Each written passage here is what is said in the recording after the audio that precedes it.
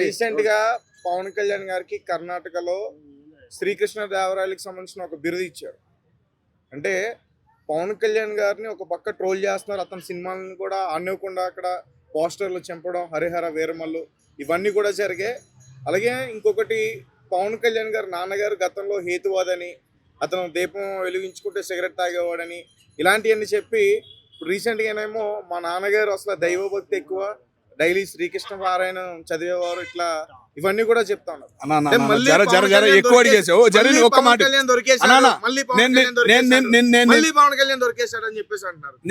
నిన్ను ఒకే ఒక క్వశ్చన్ అడుగుతా. పవన్ కళ్యాణ్ కి పడని పార్టీ ఏదన్నా?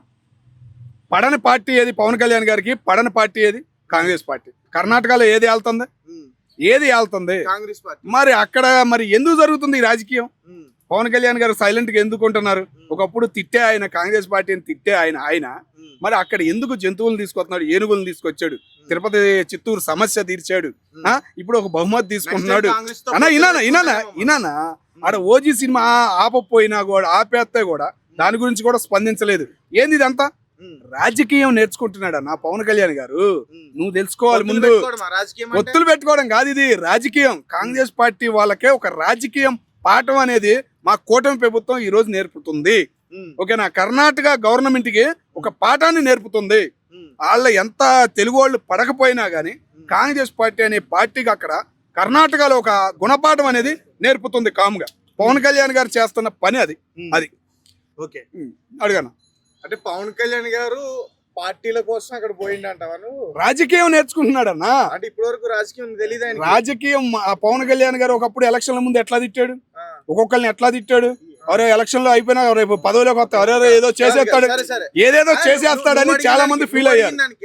ఇప్పుడు పవన్ కళ్యాణ్ అనే వ్యక్తి మొన్న జరిగిన కూటమి ఎలక్షన్ ఆంధ్రప్రదేశ్ లో అతని వల్లే టీడీపీ గెలిచింది అనేది చెప్తా ఉన్నారు.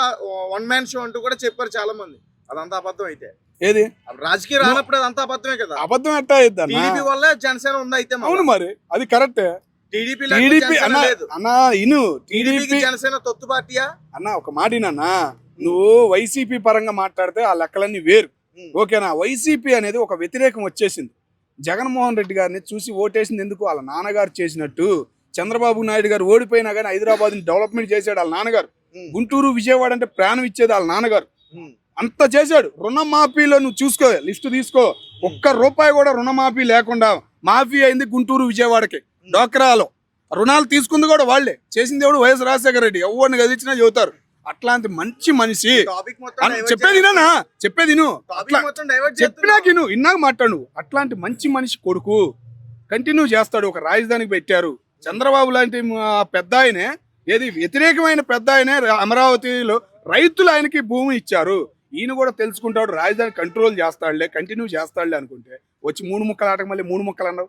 ఏమైంది? ఇప్పుడు 3 సీట్లు కూడా లేకుండా పోయినాయి. అంతేగా మరి. పార్లమెంటు అసెంబ్లీకి రాని వాళ్ళని 3 సీట్లు కూడా లేనోడే అని అంటారు. మరి అదే లెక్క. నువ్వు జీతం నువ్వు తీసుకోవట్లే, ఒప్పుకుంటాం. కానీ మిగతా 10 మంది ఎమ్మెల్యేలు తీసుకుంటున్నారు కదా, వాళ్ళని ఎందుకు తీసుకొని ఇస్తున్నావు? సమాధానం ఉందా? ఎటువంటి సమాధానం లేదు. ఏదో బయటకు వచ్చి అప్పుడప్పుడు ఏదో మాట్లాడాలి మీడియా ముందు, ఏదో బయటకు వెళ్ళాలి, జనం మర్చిపోతున్నారు అని చెప్పేసి వస్తున్నావు తప్ప, లోకేష్ అన్నట్టు నువ్వు ఇంకో 10 ఏళ్ళు 15 ఏళ్ళు కనపడవేమో అని అనిపిస్తుంది. పవన్ కళ్యాణ్ గారు నీ గురించి ఏం పట్టించుకుంటారు? రాజకీయం గురించి ఏం పట్టించుకుంటాడు? కాంగ్రెస్ పార్టీ పెద్ద పార్టీ. బీజేపీకి బీజేపీ పార్టీకి కొద్దిగా శత్రువు ఉంది కాంగ్రెస్ పార్టీ. దాన్ని కంట్రోల్ చేస్తున్నాడు. ఎక్కడ తొక్కాలో అక్కడ తొక్కుతున్నాడు, ఎక్కడ మాట్లాడాలో అక్కడ మాట్లాడుతున్నాడు. బీజేపీకి సపోర్ట్ చేస్తున్నాడు. ఫుల్గా ఉన్నాడు. మోడీకి ఒక కుడి చేయలాగా ఉన్నాడు అన్న. అరే ఇంకేందన్నా దానికి? అదే మరి తెలుగోడి పదం అంటే. నిన్న మోడీ గారు విమానాలకు సమస్యల గురించి రామానాయుడు ఎంత పొగిడాడు. అది తెలుగోడి గౌరవం అంటే, తెలుగోడి విలువ అంటే అది. తెలుగోడిని ప్రపంచానికి చాటుతున్నారన్న మా తెలుగు హీరోలు, మా కూటమి నాయకులు అని గర్వంగా చెబుతున్నాం. అది కూటమి ప్రభుత్వం అంటే. మీ వాళ్ళు ఒక పేరు చెప్పు. బూతుల రామాయణం అని పేరు వచ్చింది. ఆ పేరు బాగొట్టుకుని ఒక నాయకుడిని తయారు చేసుకుని 29 కానీ ఒక నాయకుడు బయటికి తీసుకొస్తే జగన్మోహన్ రెడ్డి గారికి అవకాశం ఇస్తారు. లేకపోతే లేదు. రేపు ఎల్లుండి మా అమరావతిలో పార్లమెంట్ లో ఓకే అవుతుంది. అది ఓకే అయింది అనుకో, ఇక తిరుగులేదు. ఇక భూమి మీద ఆగరు. అది కూడా చెబుతున్నా కూటమి ప్రభుత్వం, అస్సలు ఆగరు.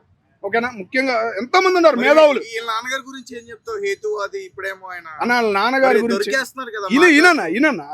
వాళ్ళ నాన్నగారికి పూజ అభిమానం ఎక్కువ ఉంది ఒకప్పుడు. ఆయన కానిస్టేబుల్ గా చేసినప్పుడు, హోంగార్డ్ గా చేసినప్పుడు చాలా ఉన్నాయి. ఏదైనా పోలీస్ స్టేషన్ ఓపెన్ అయినా కూడా వాళ్ళ నాన్నగారి చేత పూజలు చేపించేవాళ్ళని ఒక చరిత్ర ఉంది. ఓకేనా, బాపట్ల చీరాల కాలేజీ ఓపెన్ అయినప్పుడు కూడా వీళ్ళ నాన్నగారి చేత చాలా చేపించారు. చాలా లింకులు ఉన్నాయి. బాపట్ల వ్యవసాయ ఇంజనీరింగ్ కాలేజీకి పవన్ కళ్యాణ్ గారు వాళ్ళ నాన్నకి చాలా లింకులు ఉన్నాయి. ఓకేనా, వ్యవసాయం గురించి కానీ అంతా ఎప్పుడప్పుడు పవన్ కళ్యాణ్ కూడా బాపట్ల కాలేజీకి వెళ్తా ఉంటాడు. ఆ వాతావరణం అనేది చాలా ఉంది కాబట్టి నేను చెబుతున్నా అదేనన్నా, వ్యవసాయ ఇంజనీరింగ్ కాలేజీకి దానికి అంత లింక్ ఉంది పవన్ కళ్యాణ్కి. ఓకేనా, రాజకీయం వేరు, ఇంకా రాజకీయం చదువుతున్నాడు, నేర్చుకుంటున్నాడు. కాంగ్రెస్ పార్టీకి గుణపాఠం చెవడానికే ఈ బహుమతులు కర్ణాటకలో మేధావులు అందరినీ లాగుతున్నాడు, నేర్చుకుంటున్నాడు మా పవన్ కళ్యాణ్. మరి అంటే 2019 ఎలక్షన్స్ టైంలో అనుకుంటా, సరిగ్గా గుర్తులేదు, మీరు ఎవరికైనా గుర్తుంటే చెప్పండి, ఒకరు నాకు నడిపించాలా, ఒకరు నాకు రాజకీయం నేర్పించాలా అని పవన్ కళ్యాణ్ మాట్లాడాడు కదా. సినిమా డైలాగ్ అయ్యా, ఆ మాత్రం నీకు తెలియదే?